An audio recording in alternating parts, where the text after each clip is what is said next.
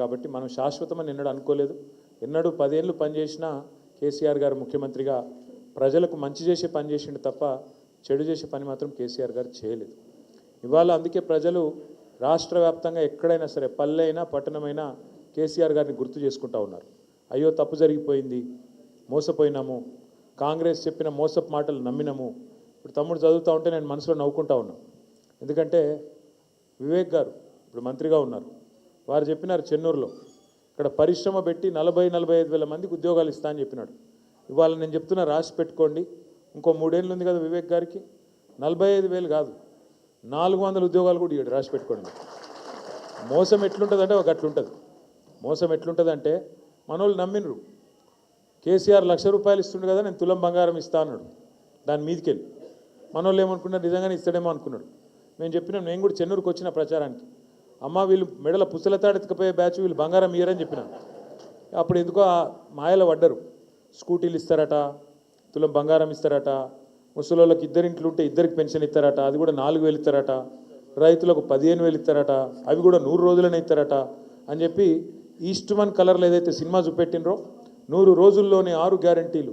అన్నిటికన్నా నవ్వొచ్చేది ఏంటంటే ఆయన ఉన్నాడు పెద్ద మనిషి, డిప్యూటీ సీఎం పట్టి విక్రమార్క గారు. ఆయన ఎంత అందంగా చెప్పిండంటే, ఎంత సిన్సియర్గా చెప్పిండంటే మీరు చూడాలి ఆ వీడియో.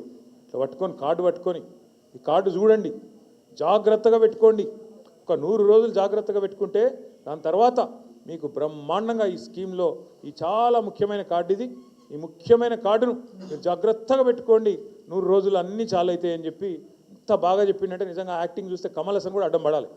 గా లెవెల్లో చెప్పిండు, జాగ్రత్తగా పెట్టుకోండి అన్నాడు. మరి ఇప్పుడు ఎక్కడ పెట్టుకోవాలని అర్థమవుతలేదు. కార్డు ఎవలకు 2 ఏళ్ళు అయిపోయాయి, ఏడ పెట్టుకోమంటారు కార్డు ఇప్పుడు?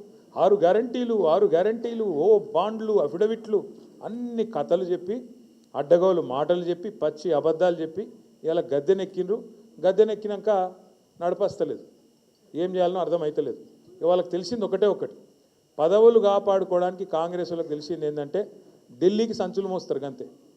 ఇక్కడున్న వాళ్ళకి ఏమి ఇయ్యరు, తెలంగాణ ప్రజలకు మన్ను కూడా ఇయ్యరు. కానీ ఢిల్లీకి మాత్రం ముఖ్యమంత్రి గారు 62 సార్లు వేయండి. ఇప్పటికీ 62 సార్లు ఎందుకు పోతాడు?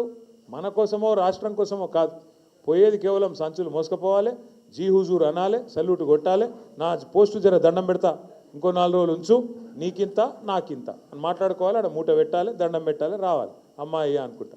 ఇది ముందే చెప్పినాం. ఇది కూడా మనం ఢిల్లీ పార్టీలకు మన జుట్టిస్తే తెలంగాణ ఆగమవుతుంది, మన జుట్టు వాళ్ళ చేతులు పెడితే తెలంగాణ ఆగమవుతుంది. కాంగ్రెస్ వాడైనా బీజేపీ అయినా, ఒకటి సంచులు మోస్తాడు, ఇంకోటి చెప్పులు మోస్తాడు, పెద్ద